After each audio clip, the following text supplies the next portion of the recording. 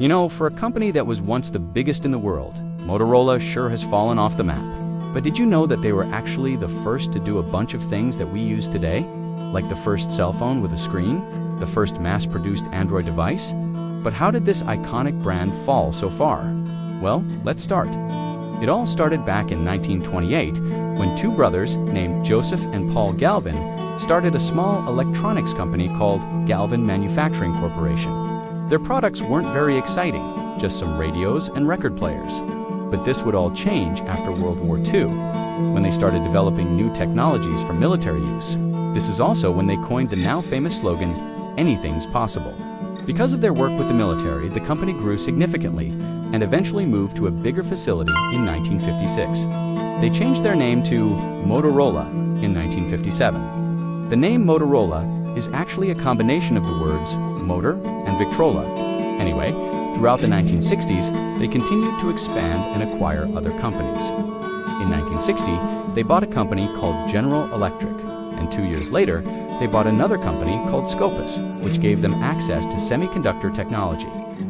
Throughout the 1970s and 80s, they developed several innovative products, like the world's first commercial cell phone, the Dynatac 8000X, which, by the way, didn't have a screen.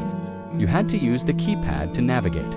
But despite its shortcomings, it paved the way for modern smartphones. After this, they developed the world's first mass-produced Android device, the Motorola Droid. And they also released one of the best-selling phones of all time, the Motorola razr, which popularized the flip phone form factor. However, with all these successes, they also faced many challenges. Throughout the years, they've been sued multiple times for patent infringement, most notably by Apple in 2010, where Apple claimed that Motorola infringed on 4 of its patents.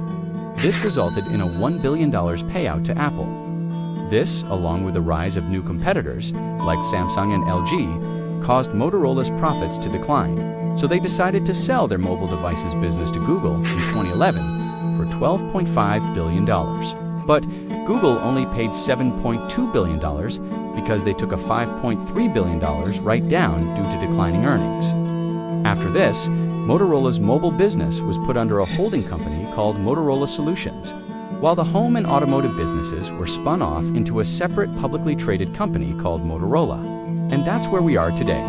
Motorola Solutions has since acquired a bunch of other companies and is now worth over $80 billion. While Motorola has also grown significantly since then, they're still nowhere near as valuable as they once were.